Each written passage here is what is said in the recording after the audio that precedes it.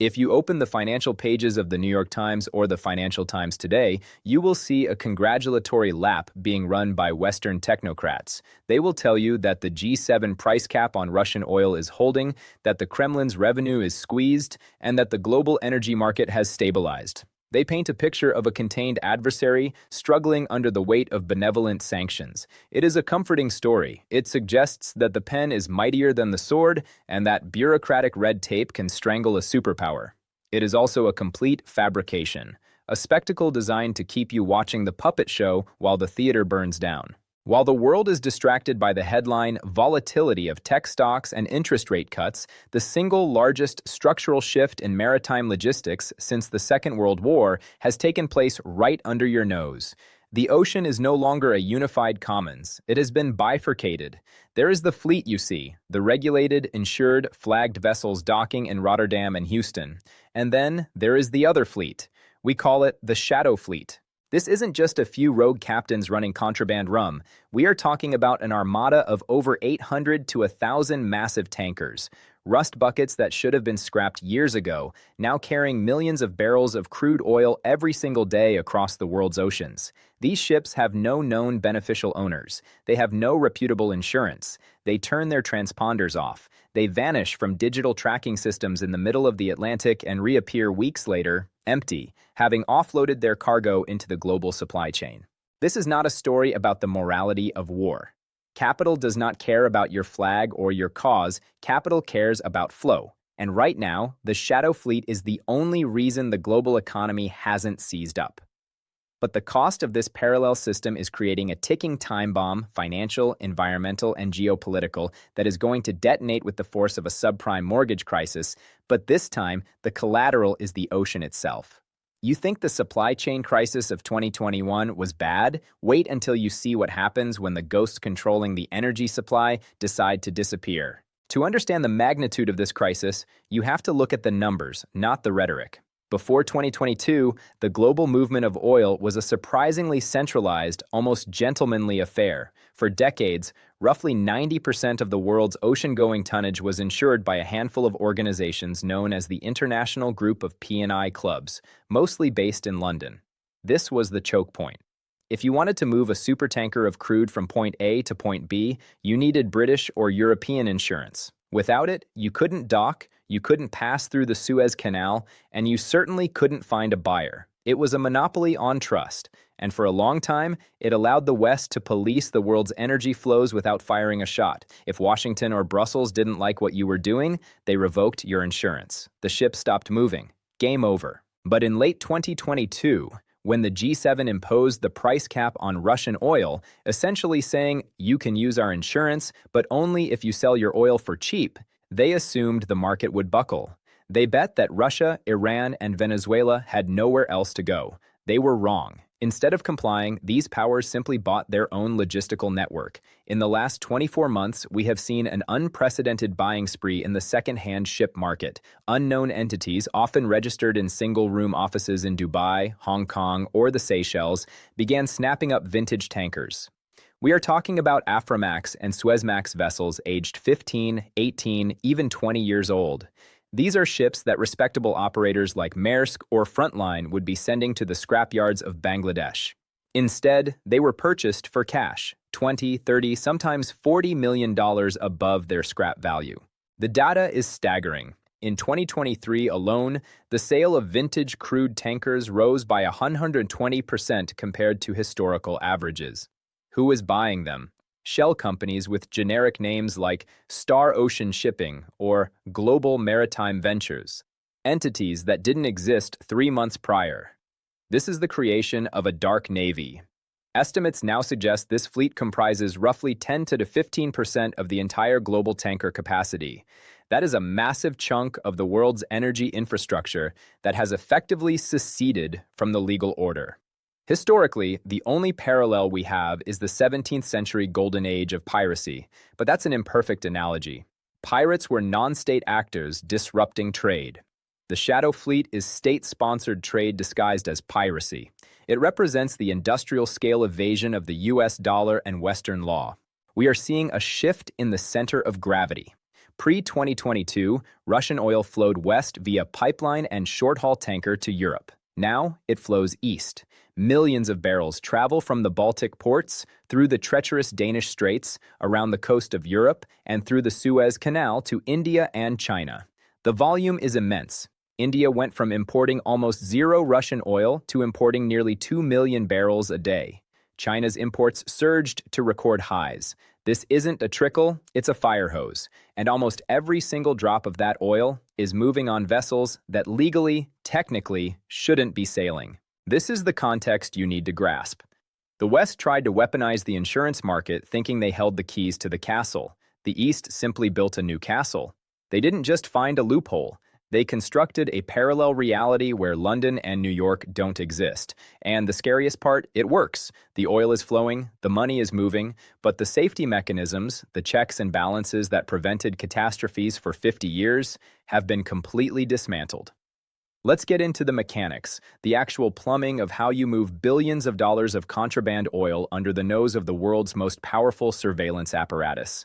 It's not magic. It's a sophisticated shell game played on the high seas. The primary method is what we call STS, ship-to-ship transfers. Imagine a tanker, let's call it the Ghost, loads up with crude at a Russian port like Primorsk. It leaves the port with its transponder on, looking like a legitimate vessel. But once it reaches international waters, often in specific gray zones like the Laconian Gulf off Greece or near the Azores in the Atlantic, it meets another ship. This second ship might have come from a neutral port. The two ships tie up alongside each other in the open ocean.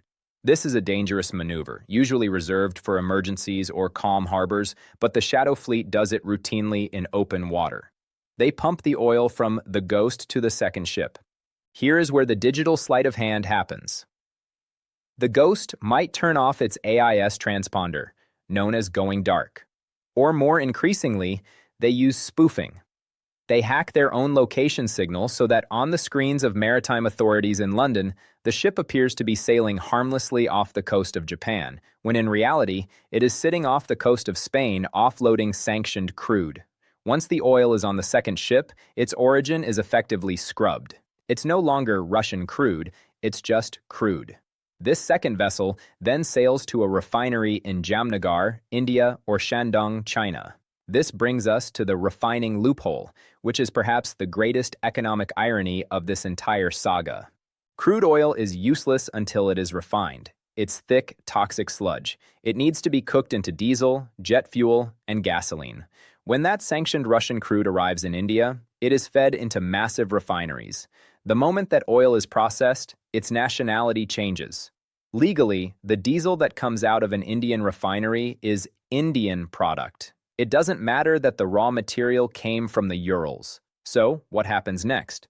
European buyers, the same ones whose governments impose the sanctions, buy that diesel from India. Follow the money, Europe bans Russian oil. Russia sells oil to India via the Shadow Fleet at a discount. India refines it. Europe buys the diesel from India at a premium. The physical molecules of oil in a German tank or a French delivery truck are likely the exact same Russian molecules that were banned. The only difference is that they took a 10,000-mile detour, changed ownership 3 times, and generated a massive profit margin for the middlemen, the shadow tanker operators, and the Indian refiners. This system is lubricated by a new financial network.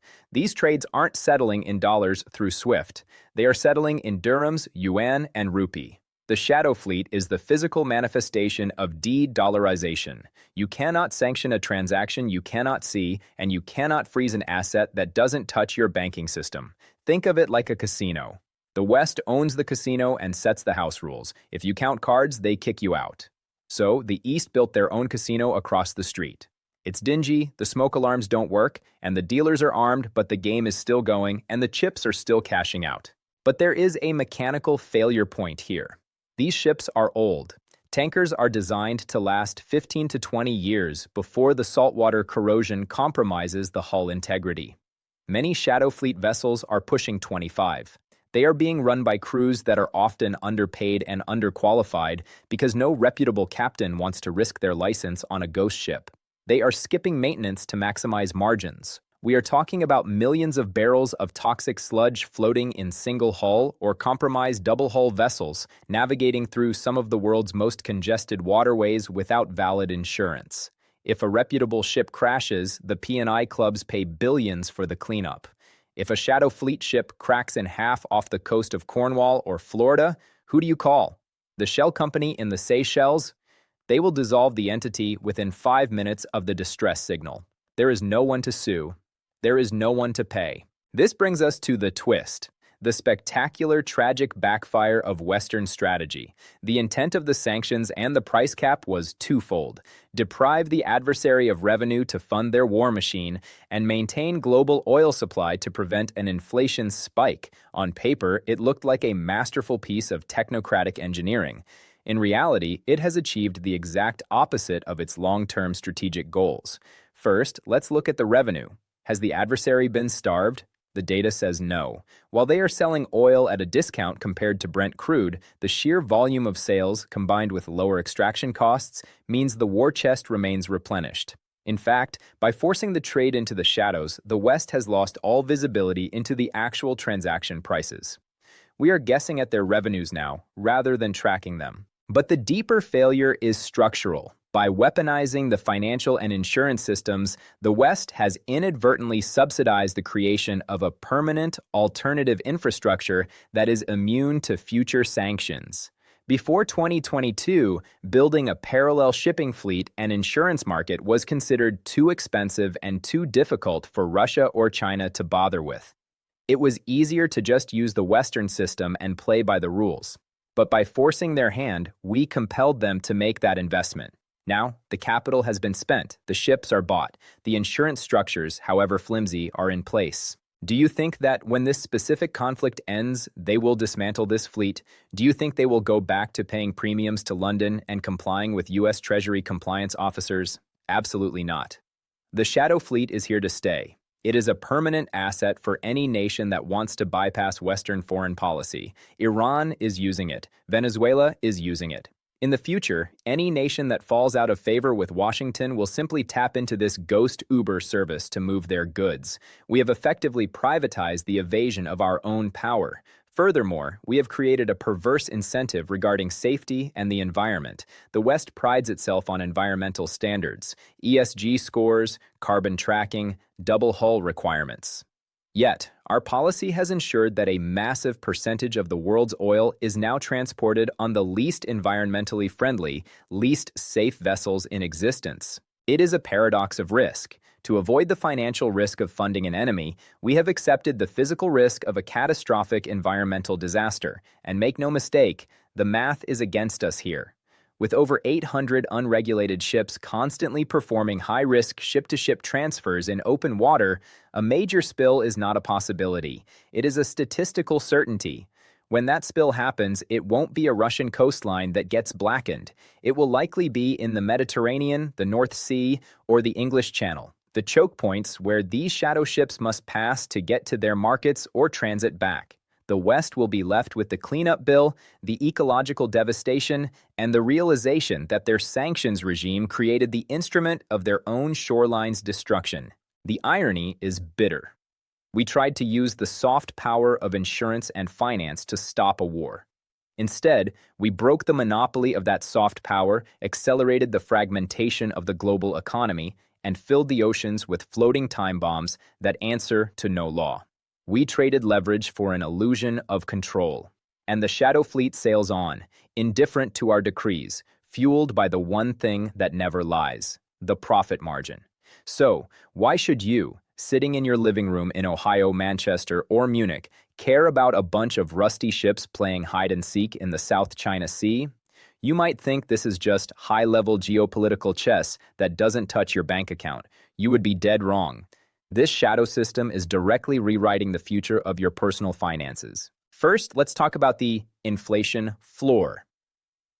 For the last 30 years, we enjoyed cheap goods and stable energy because the global supply chain was efficient. It was a single, optimized system. Now that system has fractured.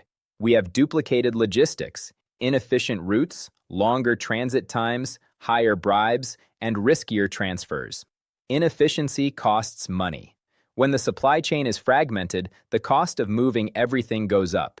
That risk premium doesn't just disappear, it gets passed down the line until it lands on the price tag at your local gas station and the heating bill on your kitchen table. The existence of the shadow fleet puts a permanent floor under energy prices. Even if demand drops, the friction cost of this shadow trade keeps prices artificially buoyant. You are paying a tax for this geopolitical chaos every time you fill up your car. Second, consider insurance blowback. The global insurance market is a pool. When risk increases anywhere, premiums rise everywhere. Legitimate shipping companies are now facing higher costs because the ocean has become a more dangerous place. Collisions involving ghost ships, where the other party simply flees the scene, are rising. This raises the cost of shipping everything, from your Amazon packages to the bananas in your grocery store. The ghost risk is being baked into the cost of living. But the real doom factor is the choke point catastrophe. Imagine this scenario. A 20-year-old Shadow Fleet tanker laden with 700,000 barrels of heavy crude suffers a steering failure while navigating the Bosphorus Strait or the Danish Straits. It runs aground. It breaks up. This isn't just an oil spill. It blocks the lane. Remember the Ever Given in the Suez Canal? That froze global trade for a week and caused months of shortages. Now imagine that blockage involves a toxic spill that takes months to clean up. In a just-in-time economy, a blockage of a major energy artery for 2 weeks would send oil prices to $150 or $200 a barrel overnight. If that happens, the fragile recovery we are seeing right now evaporates. Inflation would double-digit spike. Interest rates would have to rise again to combat it, crushing the housing market and your 401k. The soft landing. The Federal Reserve assumes that the energy supply remains stable. The Shadow Fleet guarantees that the energy supply is one rusty rudder away from chaos. You are betting your retirement accounts on the maintenance schedule of a shell company in Panama that doesn't even have a working phone number. And finally, there is the rule of law. If you are a business owner, you know that you survive by following regulations, but you are now competing in a global market where a massive chunk of the players have simply opted out of the rules. This degrades the value of playing fair. It signals the end of the transparent market. When the biggest commodity on Earth, oil, is traded in the dark, corruption bleeds into everything else. It seeps into banking, real estate, and government. This isn't just about foreign policy. It's about the erosion of the safety nets that protect your wealth. The Shadow Fleet is a symptom of a world where rules no longer matter, only leverage does. And in a world without rules, the little guy, you, is always the first one to get crushed. We are witnessing the funeral of the global commons. For the better part of a century, we operated under the assumption that the oceans were neutral territory, governed by international law, policed by the U.S. Navy, and insured by London. We believed that commerce was a unifying force that would eventually bring rogue nations into the fold. We thought that if we invited everyone into the same banking system and the same shipping lanes, peace would be the profitable byproduct. The Shadow Fleet is the proof that this dream is dead. We are entering an era of bifurcation, a world split in two. On one side, the transparent world, high compliance, high tax, ESG-focused, and increasingly expensive. On the other side, the shadow world, opaque, unregulated, ruthless, and efficient. These two worlds are not just coexisting, they are colliding. The Shadow Fleet is not a temporary anomaly born of the war in Ukraine. It is the prototype for the future of conflict. It demonstrates that if you apply enough pressure to a great power, they won't submit. They will simply mutate. They will build a darkness that your lights cannot penetrate. As we look ahead to the next 6 to 12 months, do not look at the stock market tickers to understand the health of the world. Look at the water. Watch the insurance premiums. Watch the unexplained gaps in AIS tracking data. We are overdue for a correction, but not the kind Wall Street predicts. The next crisis will be physical. It will be the inevitable intersection of rusting steel and immovable geopolitics. When the first major Shadow Fleet disaster strikes, and it will be the moment we realize that by trying to banish our enemies from our system, we didn't isolate them. We merely locked ourselves in a room with a beast we can no longer see. The ocean is big, but it is not infinite. And right now, it is getting very, very crowded with ghosts. Pay attention to the shadows. That's where the real history is being written.